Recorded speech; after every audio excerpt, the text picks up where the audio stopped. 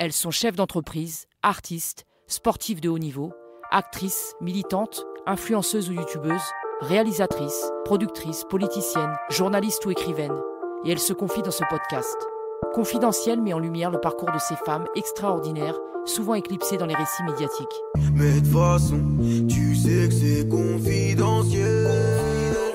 De son enfance heureuse passée à Beaumont-sur-Oise jusqu'à la couverture du New York Times, Assa Traoré se confie sur ce combat interminable qu'elle mène depuis 7 ans et qui restera sans doute le combat de toute une vie. Assa Traoré, petite, ça donne quoi? Assa Traoré petite, c'est plein de choses. J'aimais bien aller à la bibliothèque. Quand j'étais petite, j'allais tout le temps à la bibliothèque, à la librairie. Mon père me donnait de l'argent, on avait une librairie à Beaumont. Et j'allais acheter le quotidien et le mensuel des magazines qu'il y avait à l'époque, des émissions de télé, des séries qu'on regardait. La cuisine, j'ai appris à faire la cuisine très tôt. Donc c'est plein de choses. Et très proche de mes frères et sœurs, très proche de notre père, de notre mère. On était assez très proches. Et après, moi, je vivais à Beaumont, dans un quartier, mais qui fait ville et campagne en même temps. Donc, l'été, on allait souvent chercher des châtaignes, des prunes. Donc, voilà, c'est vraiment ça, à sa petite. À l'école, tu étais plutôt élève studieuse ou distraite? J'étais une bonne élève. Bon résultat? Bon résultat, et j'étais très soucieuse de ne pas faire convoquer mes parents à l'école. Ce que j'ai jamais fait. J'ai même jamais eu une heure de colle. Bravo. Ce n'est pas mon cas. Dans la famille Traoré, on s'amuse comment? Dans la famille Traoré, on s'amuse bien, on s'amuse différemment parce qu'on est nombreux et chacun a ses préférences, ses choix, ses goûts. Il y en a qui aiment voyager, il y en a qui aiment faire du foot. On n'est pas des gros fêtards chez nous, on n'est pas des gens de la fête, mais on aime beaucoup se retrouver en famille, on fait des repas, quand c'est des fêtes. On aime bien les voyages aussi, beaucoup, avec les amis. On est beaucoup amis aussi. Comment tu décrirais ta relation avec Adama pendant votre enfance? Ah, mon petit frère, c'était quelqu'un... Mes petits frères C'était presque une prolongation de moi. C'était mes petits frères et moi, et mes petits frères et moi et mes petits frères. C'était vraiment... on était un ensemble. Et mon frère était quelqu'un de très discret, très introverti. Donc Adama il faisait partie des plus petits. Donc ça veut dire que c'était vraiment les petits qu'on chouchoute. Voilà, qu'on chouchoute. Donc Adama, on avait une relation un peu frère et sœur, mais un peu grande sœur, un peu maman aussi, mais beaucoup de respect. Je n'ai même pas le souvenir d'avoir un jour eu un échange ou un différend avec Adama, parce qu'il était très très très dans le... Après, moi, j'ai une relation très respectueuse avec mes frères. Mes frères me respectent beaucoup, énormément. Et tu as combien d'années d'écart avec Adama? Combien d'années d'écart j'ai? Je crois que c'est 7 ans. 7 ans, ouais. Et entre Adama et toi, vous avez aussi... Enfin, tu as d'autres frères et sœurs? Oui, on a d'autres frères et sœurs. Hein. On en a, entre Adama et moi, il y en a 8, je crois. Il y en a 7, et au-dessus, on est 17 frères et sœurs. Et on a nos grands frères aussi. Oui, c'est une grande famille. Ouais. Tu étais quel genre d'adolescente? Comme quand tu étais enfant? Je ne me laissais pas faire. Ah, tu te laissais pas faire? Pas du tout, mais j'étais pas du tout dans la provocation. Mais on savait que je me laissais pas faire du tout, mais j'étais assez discrète aussi. C'était pas... aujourd'hui, quand on parle de moi dans ma famille, ils disaient qu'ils pensaient même pas que je pouvais parler autant. Et t'écoutais quoi comme musique? On écoutait tout, on écoutait du Maria Carey, j'écoutais quoi? On a écouté Doc Gineco, on écoutait du Passy, du Zouk, c'était vraiment les chansons de l'époque. Hein. On écoutait un peu le R&B des US de l'époque. C'est vraiment les sons. On a beaucoup écouté Axel Red, puisqu'on a beaucoup chanté ça en primaire, avec sa chanson avec Renaud. Donc voilà, c'est vraiment les chansons qu'on écoutait. T'as un artiste favori? Non. Non, il n'y a pas un artiste, t'étais fan, entre guillemets. Quand j'étais plus jeune? Ouais, quand t'étais adolescente, tu sais, on a tous aimais J'ai pas de souvenir. Ouais. Non. Ouais, c'était pas ton truc. J'avais pas d'artiste préféré. J'aimais bien. On avait des artistes, mais j'avais pas une préférence pour un artiste. Et est-ce que tu avais une idée de ce que tu voulais faire comme métier? Arrivé en CM2, alors pas du tout. C'est en CM2, j'ai ma maîtresse, Madame Dumay, qui avait fait intervenir des éducateurs PJJ. Et quand je les ai écoutés, j'ai dit ah, c'est ça que j'ai envie de faire. Moi aussi, j'ai envie d'accompagner des jeunes à devenir être le meilleur d'eux-mêmes. Donc j'ai décidé de faire des... Et à partir de ce moment-là, j'ai construit ma carrière scolaire en voulant être éducatrice. Donc c'est ce que j'ai fait. Après le lycée, j'ai intégré l'IRTS Parmentier dans le 10e pour devenir éducatrice. C'est bien, hein. Depuis le CM2, c'est rare de savoir, dès qu'on est petit, quel métier on veut faire. On parle souvent de la place des femmes dans les quartiers. Toi, le fait d'être une femme dans une cité, tu l'as vécu comment? Très bien. Moi, j'ai très bien vécu ça. Et après, bon, j'avais ma place. Hein. J'avais ma place. J'ai très bien vécu, très très bien. J'ai pas de souvenirs, j'ai pas de mauvais souvenirs, je pose même pas la question de la place que j'avais, si elle était bien ou pas bien, j'étais là. Parce que c'est vrai que souvent les gens disent être une femme en cité, c'est difficile. Être une femme, il faut avoir certains codes vestimentaires, certaines retenues. Toi, tu l'as jamais vécu. Moi, j'étais moi-même. Je me suis même jamais posé la question de comment je dois être dans mon quartier. J'étais comme j'étais. Et j'ai jamais eu de problème. Ok. Étant jeune, est-ce que tu as été confrontée à la violence policière? Pas du tout. Moi, personnellement, Ouais. Pas du tout.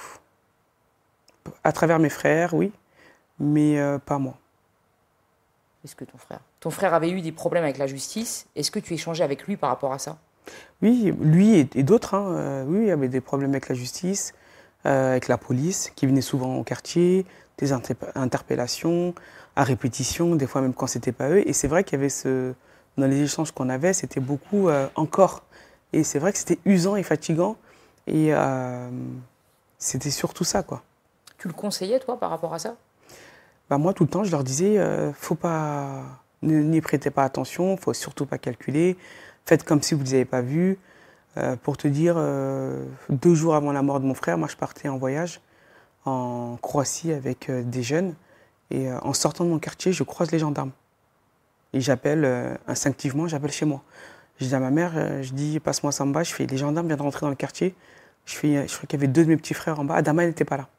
Je fais, faut qu'ils rentrent à la maison. Et 10 minutes après, ils m'ont dit, il y avait tout le monde à la maison. Donc voilà le rapport qu'on avait avec... et c'était dans toutes les familles, c'était comme ça. C'est-à-dire que les gens avaient peur de la police et des gendarmes. Est-ce que Adama avait des projets, des ambitions? Est-ce qu'il t'en avait parlé? Adama, lui, c'est quelqu'un qui aimait beaucoup le foot. C'était un footeux. Il jouait au foot, il aimait le foot. Il voyageait même à travers l'Europe pour regarder ses équipes préférées. Je crois que son dernier voyage, il était à Madrid. Je ne sais plus quelle équipe il avait été voir. Et après, ils avaient un projet, c'était dans le BTP. C'était avec mes frères, de monter une société de BTP. Ils avaient tous une particularité dans le bâtiment. Ça, ils en parlaient comme ça, en tout cas. Et ils ont concrétisé ou pas, tes autres frères? Non. Non. C'était... Après la mort de mon frère, ils ont cassé quelque chose. Ils ont cassé quelque chose de très dur et qui a fragilisé le cœur de tout le monde, en tout cas. Oui, des projets, de tout ce qu'ils, enfin de leurs rêves, entre guillemets, de ce qui s'était projeté, quoi. Bah, c'est difficile de dire, bon, bah, Adama n'est plus là. C'est ça qui est dur. Et se dire, bon, bah, comment on fait pour avancer et vivre sans lui? Et je sais que mes frères ont été très atteints. Toi, ton quotidien avant tout ça, c'était quoi? Quotidien classique. Hein. Je suis mère de famille, j'ai 3 enfants. Donc je m'occupais de mes enfants. Moi, j'aime bien voyager. Donc je voyageais aussi avec mes copines. J'ai des copines, j'aime bien les copines, mes copines. Au restaurant. Vraiment la vie très classique, hein, la plus normale possible. Je m'occupais, j'aidais mes frères dans leurs démarches, dans ce qu'il y avait à faire, ou ma mère. J'étais souvent chez moi aussi. Donc c'était vraiment un quotidien le plus normal qu'il puisse avoir, qu'il puisse être. Et est-ce que tu te rappelles du jour où tu as appris la mort de ton frère? Je me rappelle parfaitement, comme si c'était tout de suite à l'instant. Déjà, c'est que je partais. Je suis parti le 17. J'ai déposé mes enfants chez ma mère parce que je prenais l'avion le 18. Et le 17 dans la journée, j'ai appelé le dimanche. J'ai vu tous mes frères sauf lui. Et j'ai appelé Adama aux alentours de 17h. Je lui ai dit, Adama, t'es où? Je t'attends depuis tout à l'heure, mais je dois aller prendre l'avion dans quelques heures, dans la nuit. Et je voulais te faire un bisou avant de partir. Il m'a dit, ah, mais il fallait m'appeler. J'ai déjà pris la route pour Paris. On habite à 50 km de Paris. Il m'a dit, est-ce que tu veux que je revienne? Je lui ai dit, non, non, mais t'inquiète pas. Je reviendrai de l'aéroport. En plus, je t'ai commandé un cadeau pour le jour de ton anniversaire, parce que mon frère est mort le jour de son anniversaire, le jour de ses 24 ans. Et qui arrive mercredi, mais j'ai dit, je te le donnerai lundi. Et il m'a dit, ah, tu reviens de l'aéroport, tu viens directement à Beaumont? J'ai dit, oui. Il me dit, on se verra lundi. Donc je raccroche et on se voit lundi. On se voit lundi. Le 18, je prends l'avion. Le 19, j'arrive en Croatie. Le matin, on échange un message sur Facebook pour son anniversaire. Il était 10h, je crois. Et le soir, vers 19h, je reçois un coup de fil de chez moi en me disant qu'Adama a fait un malaise cardiaque. Et j'ai eu peur parce que 6 mois avant, j'ai ma cousine qui est morte d'une rupture d'anévrisme en pleine rue. Et ça m'a renvoyé à ma cousine, j'ai eu peur. Et on m'a rappelé quelques minutes après, on m'a dit non mais t'inquiète pas, il va bien, il est en garde à vue, sa santé n'est pas mise en cause et en danger. Et là, je reprends mes esprits et je continue ce que j'ai à faire. Et aux alentours de 23h, j'ai ma sœur qui appelle et je l'entends pleurer. Et là, je comprends qu'il y a un problème avec Adama. Sans qu'elle me dise Adama, je donne le téléphone à ma collègue Sonia, parce que j'avais peur d'entendre, j'avais peur. Et là, je dis, Sonia, qu'est-ce qui se passe? Et je vois qu'elle me dit que ton Adama est mort. Et il était vers peut-être minuit, 23h quand on m'appelle, je ne sais plus. Et je la prends comme ça. Et je ne suis pas là. Je ne suis pas là. Moi qui est tout le temps là, et là, je ne suis pas là. J'appelle tout de suite les journalistes instinctivement. Et je me dis, on a tué mon frère, mais il faut que le monde entier sache qu'on a tué mon frère. Et j'avais peur parce que je ne suis pas là tout de suite, que la mort d'Adama passe comme ça. Je prends l'avion le lendemain, j'arrive à Paris. Et Siga vient me chercher à l'aéroport. Et avant de rentrer dans mon quartier, je dis à Siga, je lui dis d'attendre un peu, dans de longues minutes, très longues minutes. Je lui dis que si je rentre, et que si dans mon quartier, tout le monde m'attend et me regarde, c'est que mon frère est vraiment mort. Et au fond de moi, j'avais envie de rentrer dans mon quartier comme je l'avais quitté. Et quand je rentre, là, tout le monde s'arrête et tout le monde me regarde en train d'avancer. Je ne m'arrête pas. Je continue jusqu'à chez ma mère. Je rentre, je vais les voir. Et on pleure rapidement, mais très rapidement. Et je redescends tout de suite. Tout de suite. Je suis dans le quartier, je suis dehors. Et après, on a erré comme ça dehors pendant au moins 3 semaines. On ne dormait plus. Et j'avais un objectif, c'est qu'on n'oublie pas mon frère en septembre. Je me suis dit, mon frère est mort en été. Et je me revoyais la rentrée. Je revoyais les enfants repartir à l'école, les lycéens. Je revoyais des gens reprendre leur travail comme si il ne s'était rien passé en été. Et je me suis dit, mais c'est pas possible. Les gens ne peuvent pas revenir en septembre de vacances sans savoir qu'on a tué mon frère. Donc j'avais cette obsession de dire qu'il faut que le combat tienne. Et quand j'arrive en septembre, après, fallait que ça tienne l'année d'après. Et chaque année, j'avais cet objectif-là, de dire que je veux que le monde entier sache qu'on a tué, que tout le monde sache qu'on a tué mon frère. Et qu'Adama ne soit pas un fait divers dans un encadré comme on lit dans le journal le matin quand on va au travail. J'avais peur que mon frère se trouve dans un encadré. Et toi, tu dis que quand tu étais en Croatie, donc tu as passé des coups de fil tout de suite aux journalistes. Pour toi, c'était une évidence qu'il avait subi une bavure policière? Oui, j'ai dit, ça y est, ils ont eu un de mes petits frères. Ils ont eu une personne de mon quartier. Ils vont pouvoir dormir tranquille ce soir. Ils en ont tué un. Parce que c'était trop. Ils venaient dans le quartier, c'était de la provocation, c'était de l'acharnement au quotidien. Mais je pense que jamais personne s'était dit, on va tuer quelqu'un, on va tuer Adama. Ça m'a même jamais traversé l'esprit. Donc oui, j'appelle. Mais j'appelle parce que je ne veux pas qu'on ne parle pas de mon frère. Qu'est-ce qui t'a poussé à remettre en question l'autopsie qui a été faite? Ils disent qu'Adama est mort de cause cardiaque et d'infection très grave et qu'il avait pris de l'alcool et de la drogue. Adama, on le connaît très bien. On connaît notre frère et qu'Adama n'avait pas de problème cardiaque, il n'avait pas d'infection, ni drogue, ni alcool. Et on va le contester. Mais et on va dire que c'est faux, que c'est complètement faux. Et à ce moment-là, on va comprendre qu'ils sont dans une volonté de mentir. Et que Adama, et qu'ils l'ont bien tué. Et on va le contester avec notre avocat, Maître Yacine Bouzrou. Et quand ils vont voir qu'on veut le contester, dès que la première autopsie va sortir, ils vont anticiper, avant qu'on la demande, on va nous convoquer à la préfecture de Cergy-Pontoise.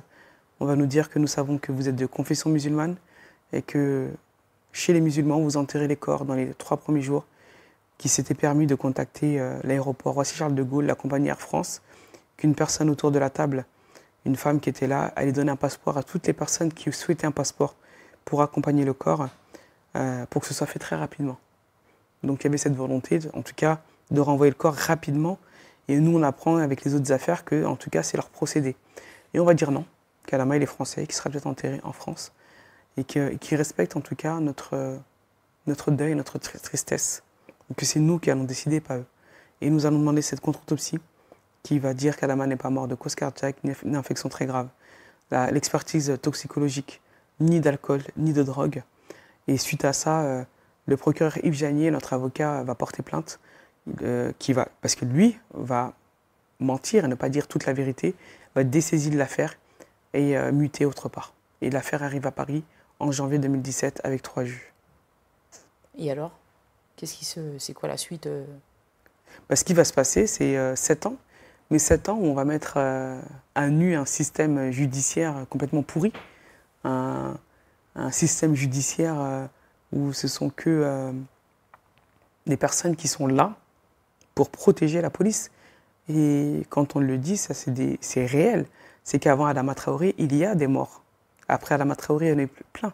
Et c'est leur procédé à chaque fois où on va incriminer le coupable, la victime, pardon. La victime, même morte, est quand même coupable. Et on protège les gendarmes, on protège les policiers. On va prendre une affaire qui est très récente, celle que tout le monde a suivie pour que ça parle à tout le monde. Quand Naël va mourir, Naël est coupable, même dans la mort, même en étant victime. La justice est censée se mettre du côté de la victime, elle va tout de suite se mettre du côté des policiers en condamnant, en mettant une accusation sur Naël sans savoir qu'une vidéo va sortir. Ça veut dire que l'investigation n'est même pas là. Ils ne sont même pas impartials. La volonté de se mettre du côté de la victime n'est pas du tout faite. Et c'est ce qui va se passer dans l'affaire Adama Traoré, c'est ce qui se passe dans toutes les affaires. Et ça fait 7 ans. Mais ça fait 7 ans que si on avait fait confiance en la justice française, Adama ne serait pas mort seulement que de cause cardiaque, ni d'infection très grave, ni sous l'emprise de l'alcool ou de la drogue, mais il serait aussi mort de drépanocytose, sachant qu'Adama n'est pas n'est pas drépanocytaire. Serait mort de chaleur, comme ils ont pu le dire. Et suite à ça, quand Adama va mourir, quand ils vont déclarer qu'Adama est mort de chaleur, ils vont dire on ferme le dossier. Et on va sortir le 2 juin et le 13 juin à Paris pour contester, c'est ce qui va tomber avec la mort de George Floyd. Et on va contester cette expertise qui va être annulée. Suite à ça, la France va décider que l'expertise va aller en Belgique. Parce que plus aucun expert ne veut prendre l'affaire Adama Traoré. Pourquoi? C'est que depuis les 5 années avant, à chaque fois qu'un expert va faire une expertise, notre avocat, Maître Yacine Bouzrou, va les attaquer parce que ce sont des experts charlatans qui vont pas prendre déjà des experts spécialisés dans les maladies dont ils disent qu'Adama est mort. Ils vont prendre des experts qui vont nous faire des expertises bidons. On parle d'Adama comme de sujet de race noire, donc c'est très raciste. Et à chaque fois, ils seront attaqués. Donc leurs noms seront donnés à la presse, devant les ordres des médecins. Donc cette fois-ci, comme ils ne trouvent personne et que personne ne veut faire en tout cas le sale boulot qui est sûrement demandé comme on leur demandait avant, va aller en Belgique. Et en Belgique, l'expertise va arriver quelques mois après et dire que les gendarmes sont bien responsables de la mort d'Adama Traoré et que s'ils n'avaient pas croisé les gendarmes, il ne serait pas mort.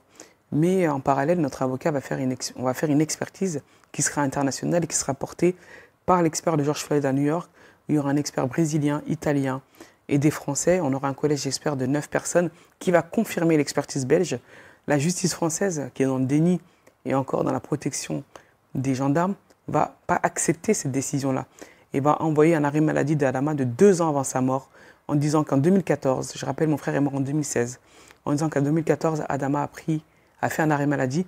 Est-ce que cet arrêt maladie-là, les causes de cet arrêt maladie-là, dont on ne connaît pas les causes encore aujourd'hui parce qu'elle l'a mis sous scellé, pourrait être responsable de la mort d'Adama Traoré?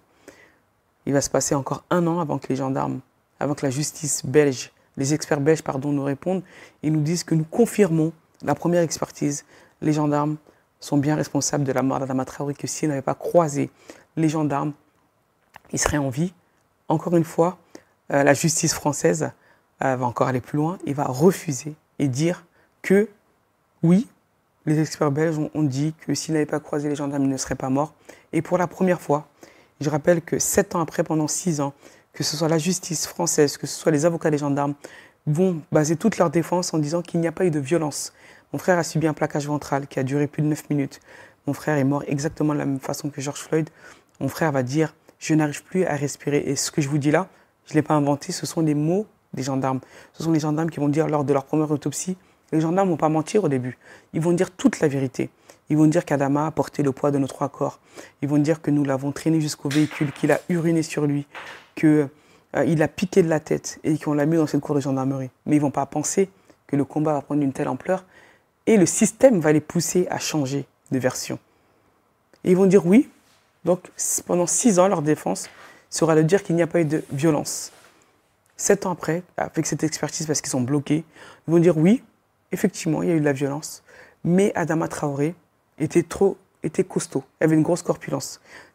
C'est un acte, ce sont des mots qui sont extrêmement racistes, parce que quand on est noir, ou quand on est arabe, ou quand on vient d'ailleurs, on a forcément une corpulence qui est différente de celle qu'ils peuvent avoir, qui est différente de celle de leur enfant. Donc on justifie la couleur, l'Adama, la couleur de peau et sa corpulence. Donc les gendarmes ont dû user de la force pour pouvoir l'interpeller. Donc oui, donc suite à ça, elle demande un classement de l'affaire. Sauf qu'en parallèle, nos avocats avaient fait une demande de reconstitution qui a été acceptée par la Cour d'appel de Paris, où on doit passer en audience très prochainement. Et la juge, je pense que de peur, et se dit je suis en train de perdre pied dans ce dossier-là, va déclarer, va annoncer la fermeture du dossier. Mais elle ne peut pas le faire officiellement parce qu'il y a une audience qui arrive, c'est encore en cours. Donc je pense qu'elle veut mettre un coup de pression au juge de la cour d'appel en disant vous avez intérêt à me suivre. Donc aujourd'hui, le dossier en est là. Nous avons quand même fait appel, en parallèle aussi. Le combat Adama est un combat aujourd'hui qui est venu mettre au plus haut la question des violences policières au sein des quartiers populaires. Avant, on ne pouvait pas parler de violences policières. On n'avait même pas le droit de le dire. On n'avait même pas le droit de parler de racisme. Et on a imposé cette question-là. On a imposé. Adama est devenu un symbole des violences policières en France et aujourd'hui reconnu dans le monde entier. Quand je fais la une du Time, ce n'est pas juste Assa Traoré qui fait la une du Time. C'est de dire, quand le monde entier puisse le regarder, de dire mais qu'est-ce qui se passe en France? On tire le rideau de la Fashion Week, du boulevard des Champs-Élysées, de la Tour Eiffel, et de dire qu'il y a des violences qui sont faites sur des personnes issues de l'immigration, sur des personnes des quartiers populaires, et que ces violences-là sont commises par la police, sur le regard de l'État et d'un système judiciaire, et qu'aujourd'hui on va regarder ça de près. Et aujourd'hui on peut en parler. Le monde entier sait qu'il y a des violences policières en France, et que ce pays ne protège pas du tout une partie de sa population. Et ça, c'est réel. Et ce combat-là, quand on le mène, il faut savoir qu'au moins on met 4 de mes petits frères en prison. Parce que pour eux, ce n'est pas possible que des hommes noirs se lèvent et réclament la vérité et la justice pour un homme noir. On va mettre des jeunes dans notre quartier parce qu'ils ont osé se révolter, osé dire qu'ils n'avaient pas le droit de tuer notre ami. On va les mettre en prison. Parce que pour eux, des personnes de quartier, des personnes même qui sont blanches mais issues des quartiers populaires, pour eux sont vues de manière très inférieure. Alors en plus, il y a des Noirs et des Arabes, bah pour eux c'est pas possible. Donc le comportement colonial revient tout de suite. On te met en prison, ou on te met à terre, où on t'interdit de venir sur certains territoires. Et c'est ça qui vont procéder, qui vont faire, et on va se battre contre tout ça, et on va dénoncer ça, et on mettre au plus haut niveau cette question-là et la survie de nos frères. Pour toi, donc, la police, elle est raciste? Bien sûr qu'elle est raciste. Et la justice? Bien sûr. Et reconnaître qu'il y a du racisme, ce n'est pas une faiblesse, c'est sauver des vies. Et aujourd'hui, là, on nous fait souvent la comparaison des États-Unis. Il n'y a pas de problème. Oui, les États-Unis ont commis des crimes horribles et continuent à commettre des violences policières. Mais la différence entre la France et les États-Unis, c'est qu'elle est dans une évolution où elle veut avancer en même temps que sa population. Elle est à l'écoute. Elle l'entend, elle l'écoute, elle est dans l'acceptation, elle est dans l'évolution et elle avance en même temps que sa population. En France, déjà, on ne peut pas être dans ce cas-là parce qu'on ne reconnaît pas la question des violences policières. On ne reconnaît pas la question du racisme. Et on est dans un déni total. Et c'est une histoire qui remonte de loin sur l'esclavagisme et le colonialisme, qui n'est pas du tout reconnu de manière officielle sur le rôle que la France a pu avoir sur la population, sur les populations africaines ou autres. Et tant qu'ils ne seront pas dans cette reconnaissance-là, bien sûr qu'ils ne peuvent pas avancer. Donc ils sont dans un déni complet. Et ce qu'ils voient très bien, mais reconnaître, ce n'est pas une faiblesse. C'est ça qu'on a envie de leur dire. Ce n'est pas du tout une faiblesse, mais c'est sauver des vies. Et aujourd'hui, des vies, on n'en sauve pas. Et on n'avance pas. Et plus on avance, plus il y a des morts, plus les violences sont de plus en plus élevées. Mais la question, en tout cas, elle est là. Mais j'ai envie de dire qu'on est dans un tournant aujourd'hui de l'histoire de France qui est important, qu'il faut prendre, que le monde entier regarde, et que ce n'est pas là qu'il faut arrêter, parce que plus on viole en face, bah, ça veut dire que ça veut dire qu'on est fort devant, et c'est eux qui ont peur. Et tu ne penses pas, toi, que les mentalités, elles ont changé depuis justement toutes ces dernières années, avec toutes les affaires qui sont médiatisées, donc l'affaire Adama, les autres affaires de violences policières? Bah, bien sûr, quand nous on arrive, on ne parlait pas de ces questions de violences policières. Si ce n'est pas Ziad Ebouna ou Avigdor Lebel, Mouchine El Arami, on n'en parlait pas du tout.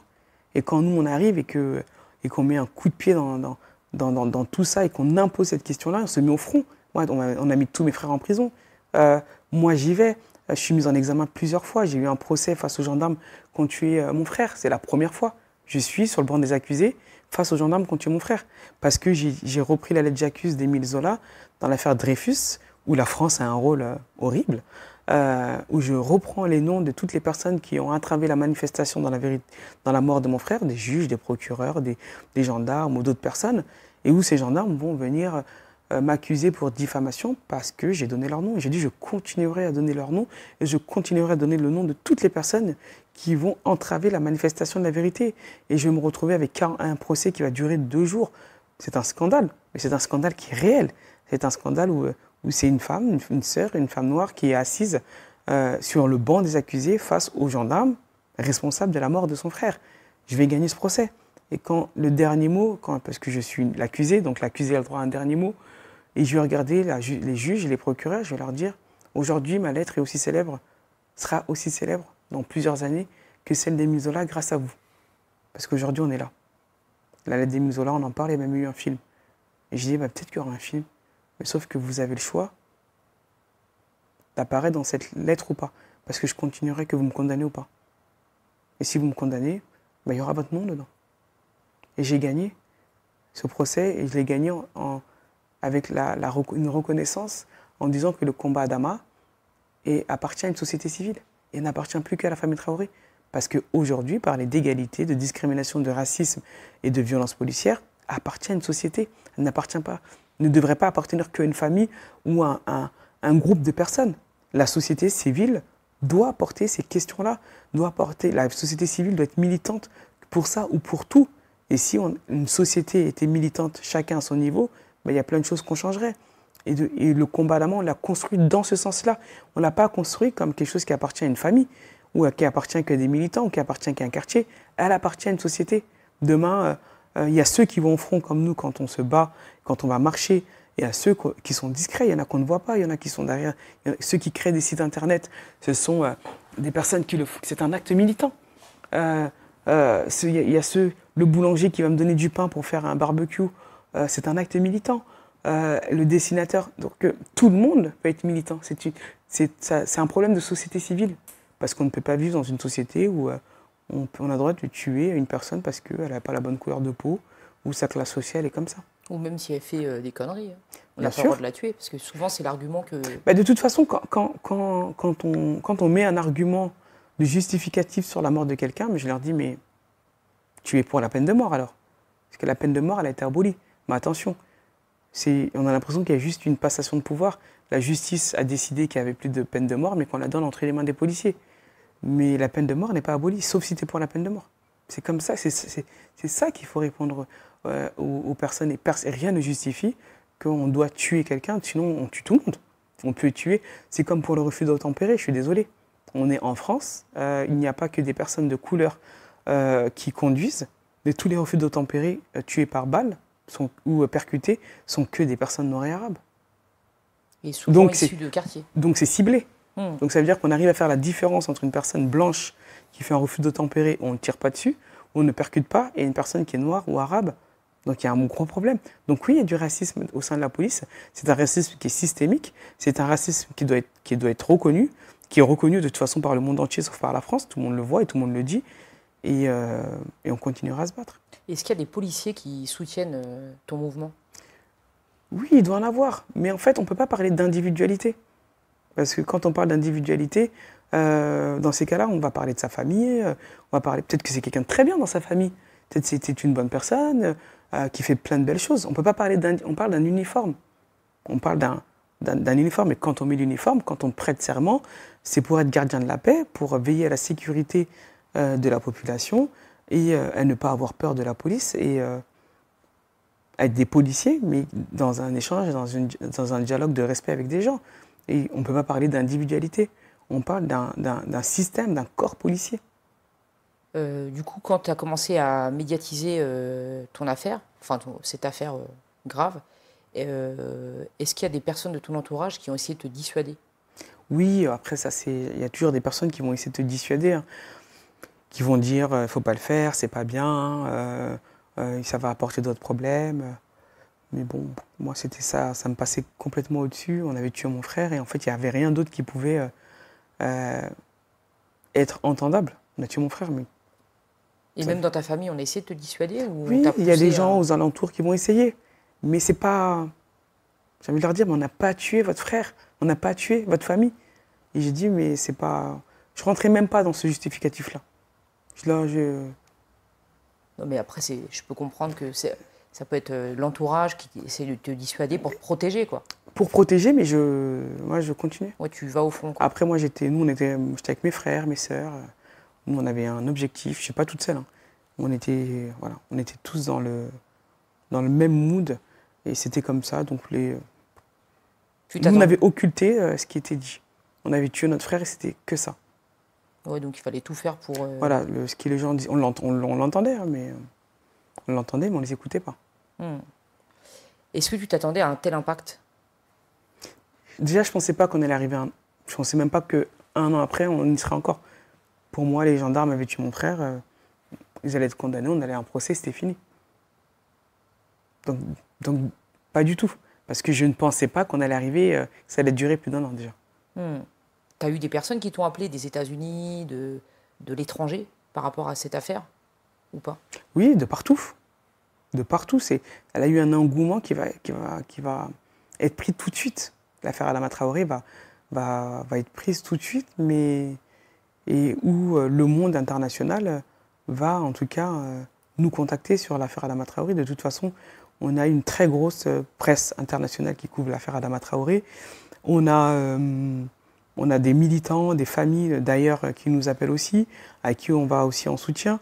Là, je rentre d'un séjour il y a 3 semaines où on a été invité à l'université d'Harvard, où le comité Adama a été choisi pour participer à une stratégie mondiale sur la question des violences policières dans le monde entier. Ouais, c'est fou, hein, que ce soit reconnu à l'international et qu'en France, il y a encore ce problème, quoi. Mais plus la France dit qu'il n'y a pas et qu'ils ne le reconnaissent pas, plus c'est vu par l'extérieur. Parce que c'est eux qui font que c'est vu plus par l'extérieur. Parce que quand on fait toutes ces unes, quand on fait tous ces plateaux, ces magazines, quand on va là, on part à Rio dans quelques jours, et c'est eux. Donc, plus ils le cachent, plus on parle d'eux. Mais eux, ils sont dans un déni total. Mais il faut... De toute façon, on n'a jamais gagné un combat en se croisant les doigts. En croisant les mains, pardon. Mais il faut continuer, de toute façon. Leur violence est à la hauteur de l'impact de ce qui est en face. Ça veut dire qu'ils ont peur. C'est-à-dire qu'on est dans le bon chemin. Est-ce que tu t'attendais quoi à la base le 2 juin? Ça, c'est une question...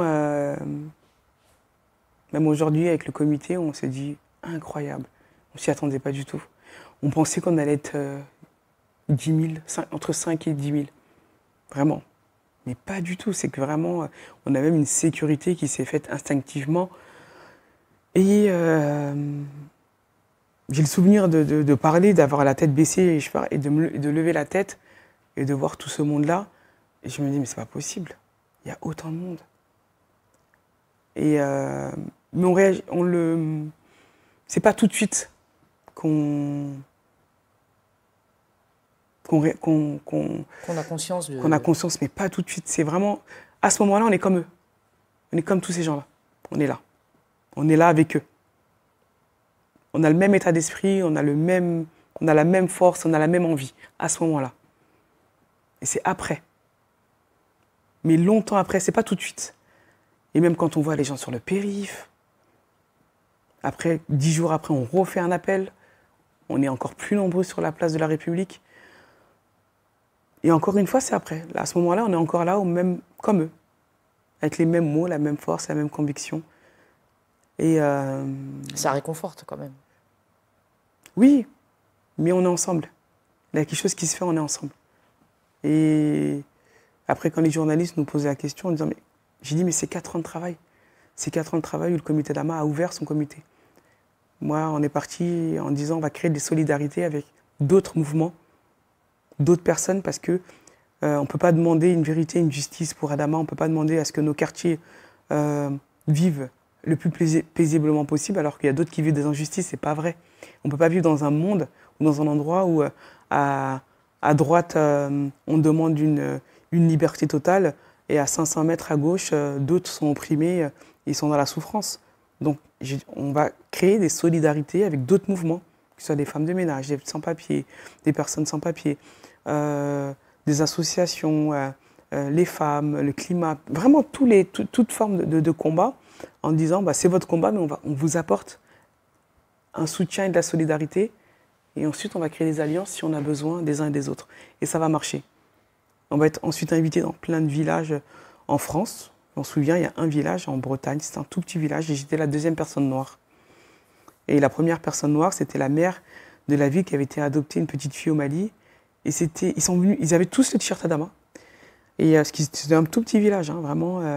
Ils étaient contents de dire, il y a une autre personne noire qui est là, et de me la présenter. Et c'était très affectueux. Et ça, on l'a fait. On a fait le tour de France. Aujourd'hui, on continue à faire des tournées de quartier. On tourne dans plusieurs quartiers, dans l'échange, dans des débats. Et ce qui se passe le 2 juin ou le 13 juin, c'est ça. C'est tous ces liens de solidarité qu'on a créés qui se forment en alliance ce jour-là. Et on va marcher ensemble avec les mêmes mots. Et c'est 4 ans de travail où on a sillonné toute la France, où on a été. Et où on a dit, ton combat, ça sera aussi mon combat. Si je dénonce le mien, je dois dénoncer aussi le tien. Parce que la société civile doit porter les combats et on doit tous être militants. Qu'est-ce que ce combat t'a appris sur toi-même?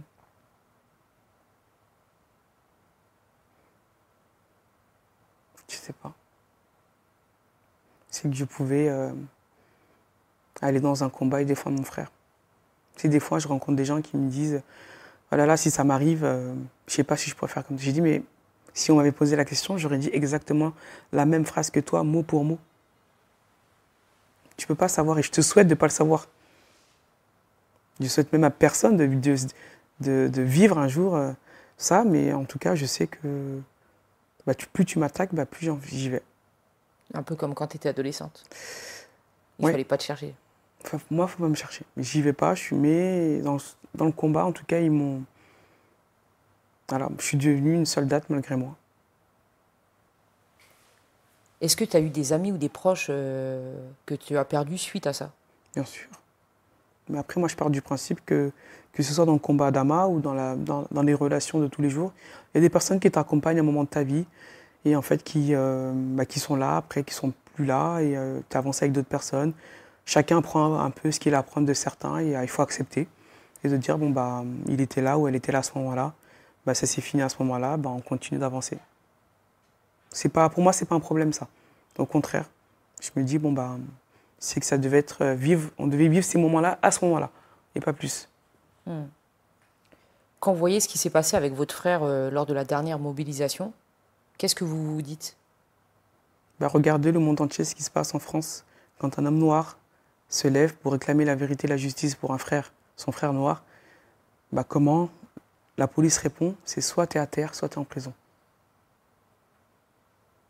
Une fois que tout ça sera terminé, et on espère bien que ce soit terminé, hein, tu veux faire quoi? Je suis encore dedans. Tu sais, on est monté dans un train en 2016. Il continue d'avancer le train. Et dans ce train-là, on construit des choses dans le train. Il y a des gens qui montent, il y a des personnes qui descendent et on construit des choses, mais le train continue à rouler, on n'est pas encore arrivé au bout. Moi, je vais arriver à ce procès. On verra après. Ouais, tu te poses pas la question. Ça se construit. Puisqu'on est en train de se construire maintenant peut être déterminant pour après. On est encore dans la construction de plein de choses. Un message en particulier? Non? Non, c'est que tes questions, elles étaient... c'est des questions, on m'a posé des questions qu'on m'avait jamais posées. Donc c'est toujours intéressant et c'est toujours plaisant d'avoir des interviews. C'est pas des questions, c'est pas forcément les mêmes, même si il y a des questions qui sont arrivées. Et aujourd'hui, on est dans un tournant dans le monde. C'est de dire, est-ce que tu veux être une coquille vide ou pas? Est-ce que quand tu veux qu'on parle de toi, quand je dis toi, c'est tout le monde, comment veux-tu qu'on parle de toi? Est-ce que tu veux qu'on parle de toi en disant que tu as renversé un système ou tu as changé le monde? Ou est-ce que quand tu voudras raconter une histoire, c'est de dire j'y ai participé, j'y étais là? Et ça, c'est une des plus grandes fiertés qu'on puisse avoir et procurer à ce moment-là. Donc chacun vient prendre un peu dans ce combat-là, mais ça sera pour soi plus tard. Et c'est important de dire quel rôle je vais avoir. Que ce soit pour les violences policières ou autres. Comment veux-tu qu'on parle de toi après? Une coquille vide ou pas? Il faut que ça bouge dans la ville, il faut que ça bouge dans la ville.